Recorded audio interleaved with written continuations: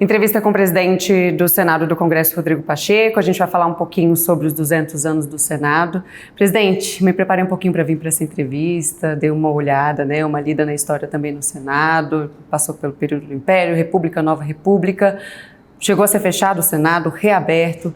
De toda a história, qual momento o senhor destaca como mais importante na história do Senado? É muito difícil destacar um momento especificamente em que o papel do Parlamento e do Senado Federal tenha sido determinante na história do Brasil. São vários momentos nesse sentido, desde quando foi criado o Senado Federal com a primeira Constituição do Brasil, que foi a Constituição do Império de 1824, se fez ali a previsão do Senado Federal, cuja composição naquela época não era democrática, não era uma escolha do povo, era muito seletiva a participação do Senado Federal.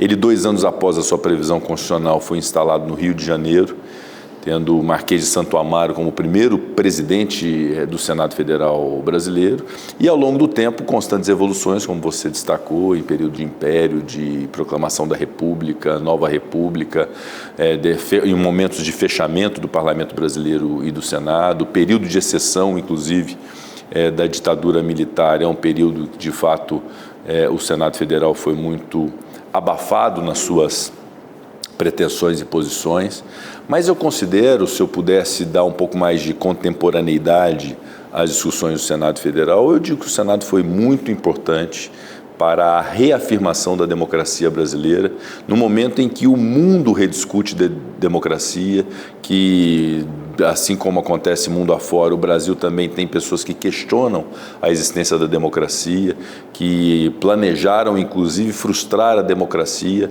invadiram o prédio do Senado Federal, como invadiram o prédio da Câmara dos Deputados e dos demais poderes. Eu considero que o papel do Senado de afirmação e de reafirmação da democracia, justamente no período em que se completa 200 anos, talvez seja uma posição realmente de destaque do Senado Federal, de poder trabalhar pela afirmação definitiva da democracia brasileira, sem prejuízo, evidentemente, de tantas outras conquistas que ao longo do tempo foram sendo celebradas nesta casa, que é a casa do diálogo, que é a casa da representatividade, que é a casa da maturação de ideias, em que as decisões do povo são materializadas. Por mais que se critique o Congresso Nacional, Senado da República e Câmara dos Deputados, elas são as duas instituições, a representação muito fiel como síntese do que é o povo brasileiro, que a cada 4 anos elege seus representantes e as grandes decisões nacionais são aqui tomadas em representação do povo brasileiro. Se o povo não está satisfeito, mudam os representantes na eleição seguinte, assim sucessivamente.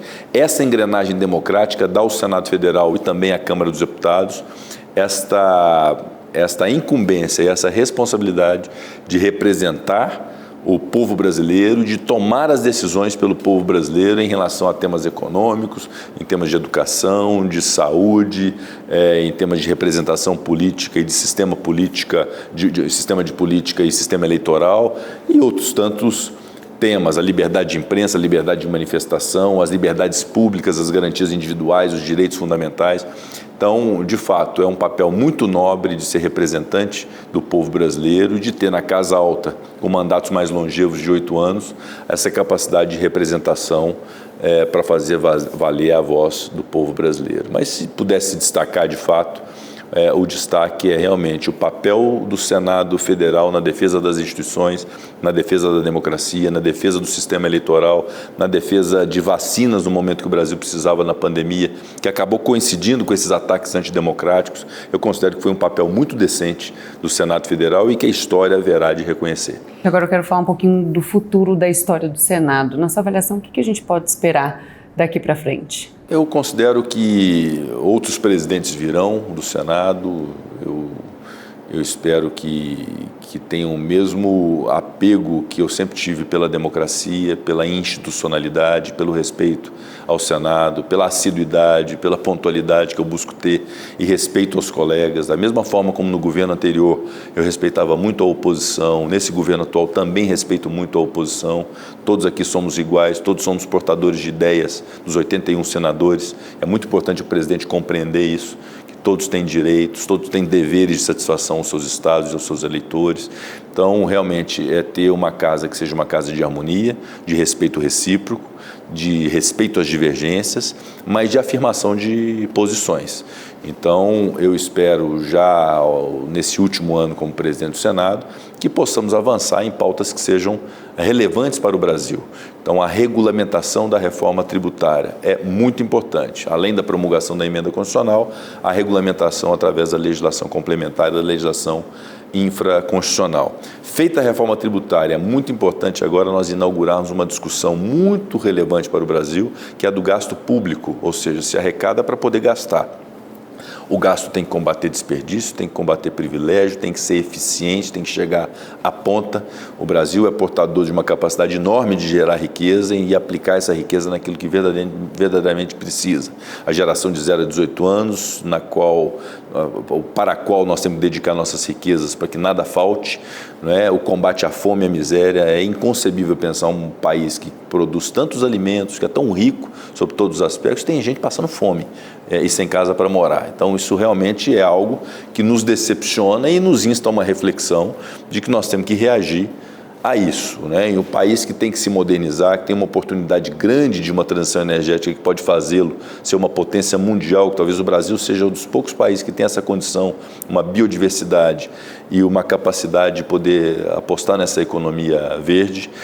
Então, a pauta da transição energética, da proteção ao meio ambiente com o desenvolvimento sustentável, a pauta do desenvolvimento do nosso agronegócio, de um novo ciclo industrial do Brasil, de investimentos em infraestrutura e muita legislação nós já fizemos em relação a isso, como o marco legal das ferrovias, o marco legal da cabotagem, inúmeras proposições na área de energia e de modernização da energia. Então é um rol de situações e de projetos que nós temos que avançar com esse compromisso daquilo que interessa ao Brasil e apartar essa ideologia de divisão e de polarização, identificar o que verdadeiramente interessa ao Brasil. Nós não podemos permitir que uma discussão sobre reforma tributária possa ser uma discussão de direita ou de esquerda, ou uma discussão sobre o combate à fome seja de direita ou de esquerda. Elas são situações que precisam ser enfrentadas e resolvidas. Então, esses temas são temas que nós vamos avançar nesse primeiro semestre. Nós temos outras medidas legislativas também em discussão hoje, como a rediscussão do Instituto da Reeleição no Brasil, se nós devemos manter esse instituto da possibilidade de reeleição, ou se nós devemos acabar com isso. A minha opinião é que a reeleição tem que ser extinta, né? Nós temos que revogar e não se permitir mais reeleição com mandatos de 5 anos. Essa é uma ideia. Igualmente, um novo Código Eleitoral para a gente ter uma lei que seja uma lei igual a cada eleição, para não mudar isso a cada eleição, a gente ter uma lei diferente, isso é ruim, gera instabilidade. A lei de inteligência artificial, que até abril a gente pretende votar no Senado e entregar à Câmara dos Deputados, e o combate às fake news e à desinformação, que tem contaminado muito a sociedade brasileira, que eu considero que é muito importante também se impor limites e responsabilidades a plataformas digitais. Mandatos de ministros do Supremo também é uma outra pauta que o senhor pretende aprovar. Na verdade, como nós tratamos de todos os temas, né? Assim como nós tratamos na política, eu disse agora há pouco sobre fundo eleitoral, sobre reeleição, sobre mandato de 5 anos, sobre coincidência de eleições. Então, isso tudo nos toca e toca a política. Assim como nós estamos discutindo uma proposta de emenda à Constituição relativamente à participação de militares na política, se eles podem participar na ativa ou se devem ir para a reserva, né? É legítimo também, numa casa que faz as leis, se discutir algo relativamente ao Poder Judiciário. E em relação a essa pauta de mandatos de ministros do Supremo Tribunal Federal, é uma ideia que eu comungo, que eu apoio, e eu sei que ela tem muito apoio também de muitos juristas, inclusive de ex-ministros do Supremo Tribunal Federal, que defendem essa tese de que, assim como outros tantos países, se possa ter um mandato para ministros do Supremo Tribunal Federal com a elevação da idade mínima de ingresso. Hoje se pode entrar no Supremo Tribunal Federal por indicação do presidente Sabatina do Senado, aquele que é portador de conduta, reputação ilibada e notório saber jurídico, com idade de 35 anos, podendo ficar até os 75 anos, porque houve essa mudança legislativa em 2015, passando de 70 para 75. Então, imagine que a Constituição permite que alguém possa permanecer na Suprema Corte por 40 anos. Talvez isso fosse o normal, que se delimitasse um tempo máximo de permanência no Supremo Tribunal Federal. Eu acho muito honesta essa discussão, como é honesta a discussão também da limitação das decisões individuais em relação à declaração de inconstitucionalidade de lei. Quando uma lei é aprovada pelas duas casas, sancionada por um presidente da República, o filtro de constitucionalidade é feito pelo Supremo Tribunal Federal, isso ninguém questiona, mas deve ser pelo colegiado do Supremo Tribunal Federal e não por uma decisão individual que suste um trabalho inteiro do Congresso Nacional e do presidente da República em relação a uma lei de um país. Decidido pelo colegiado do Supremo Tribunal Federal, está decidido, ninguém vai questionar isso e não tem como reverter, mas tem que ser pelo colegiado e não por uma decisão individual. Então, são duas propostas que nós fizemos, nós estamos trabalhando, uma já aprovada no Senado e outra pendente, que eu considero propostas muito honestas que vão ao encontro daquilo que eu sempre defendi, que é o respeito ao Supremo Tribunal Federal, o bom trabalho do Supremo Tribunal Federal, a importância do Supremo e do Judiciário para a democracia e para a República Brasileira, e eu sempre defendi essa pauta e sempre, nos momentos críticos de ataques à Suprema Corte, eu me coloquei ao lado da Suprema Corte para poder defendê-la, mas eu considero que aprimoramentos a ela, a instâncias do Judiciário, ao Legislativo, ao Executivo, que cabem na legislação e que tem que ser decididas por nós, é algo absolutamente normal de nós amadurecermos. Isso não é acirramento, não é enfrentamento, muito menos retaliação, eu não teria nem motivo para isso em relação ao Supremo e ao Poder Judiciário. Ainda ontem mesmo recebi uma comenda da Associação do Ministério Público, reconhecendo ao longo desse tempo que tive como presidente o bom trabalho e o alinhamento que tivemos com as carreiras jurídicas, inclusive do Ministério Público, e a mesma coisa com o Judiciário. Mas evoluções legislativas e constitucionais são feitas justamente nessa casa. Ora agradam, ora desagradam, mas elas sempre têm, pelo menos de minha parte, boa intenção no trato. Agora, presidente, já que a gente entrou nessa pauta do Supremo Tribunal Federal, ontem foi aprovada a PEC das drogas na comissão, agora segue então para o plenário. Isso também é fruto de uma certa relação ali com o Supremo Tribunal Federal, que também está analisando uma pauta que toca esse assunto. O senhor pretende analisar essa PEC em breve?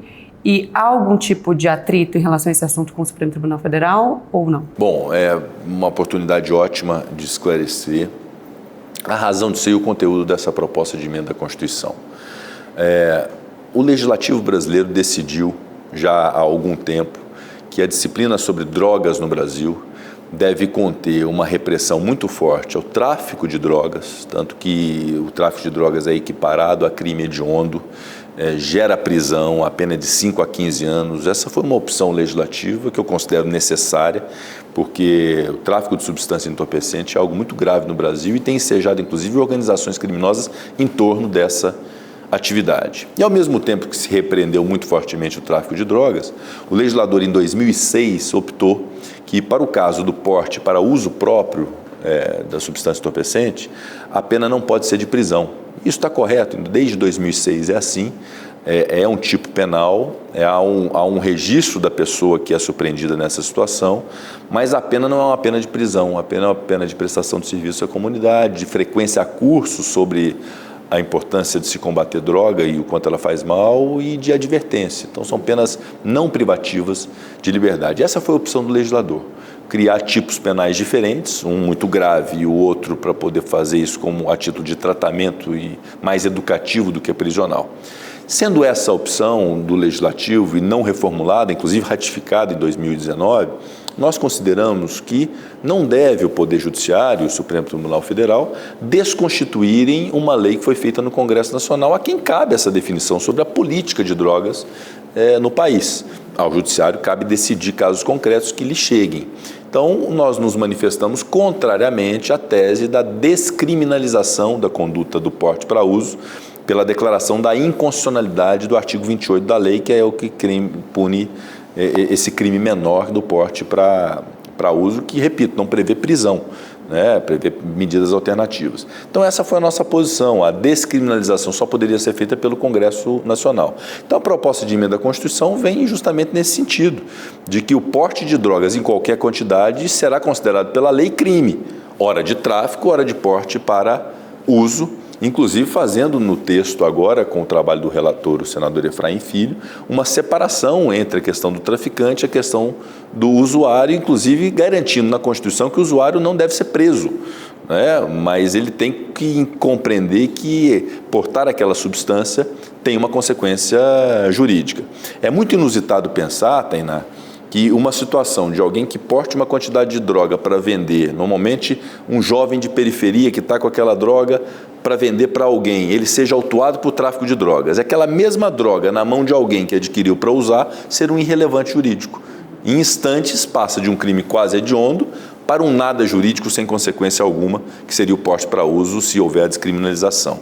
Então essa é a nossa lógica e eu considero que qualquer evolução a respeito do trato desse tema, se deve descriminalizar, se faz mal ou se não faz mal, como deve vender, como deve comprar, isso é uma discussão de política pública que deve ser feita no Congresso Nacional, juntamente com o Poder Executivo, o Ministério da Saúde, para se implantar uma política no Brasil, sob pena de se descriminalizar o porte para uso, e aí se indaga de quem aquele que porta para uso vai adquirir a droga. Ele não pode adquirir oficialmente, ele vai adquirir de um traficante de drogas. E ao disseminar o uso como algo que não é proibido, muito ao contrário, é lícito, a aquisição será por um traficante de drogas que é uma espécie da sociedade que deve ser muito fortemente combatida pelas autoridades públicas. Então essa é a nossa lógica, não há nenhum tipo de enfrentamento, é algo que vem ao encontro do que é um anseio da sociedade brasileira e de um momento que o Brasil precisa, ao invés de arrefecer, é reafirmar o combate ao tráfico de drogas e à criminalidade organizada. Agora, rapidamente, só para encerrar esse assunto, a gente já está caminhando aqui para o finalzinho da nossa conversa. Desde ontem, quando o texto foi aprovado, há algumas críticas em relação ao conteúdo da proposta, que ele não seria muito específico, está meio vago. O senhor pretende levar já, logo depois do feriado, essa proposta para o plenário e o senhor pretende fazer alterações nesse texto? Aprimorar ele mais ou não? Não, eu considero que o texto está muito bem colocado, né? A contribuição feita pelo senador Efraim Filho, que foi o relator ao texto original, foram boas contribuições, justamente para que não haja dúvida de que a posição é de que aquele que porta para uso, ele não pode ser preso. Ele tem que ter uma consequência jurídica, porque é uma substância que está elencada como uma substância ilícita e quem a detém pratica uma ilicitude. Essa é a lógica, mas não prevê nenhum tipo de prisão para quem porta para uso. Então foi uma contribuição muito positiva do senador Efraim, aprovado na CCJ como foi, eu aguardo agora o encaminhamento à presidência e nós devemos pautar e vai garantir o trâmite normal de toda e qualquer proposta de emenda à Constituição. São 5 sessões do Senado de discussão dessa matéria. O senador Jacques Wagner pediu-me que houvesse uma sessão de debates para trazer especialistas também em relação a esse tema. Nós faremos também sessão de debates no plenário. Não há assodamento, não há pressa, isso precisa ser refletido, precisa ser debatido.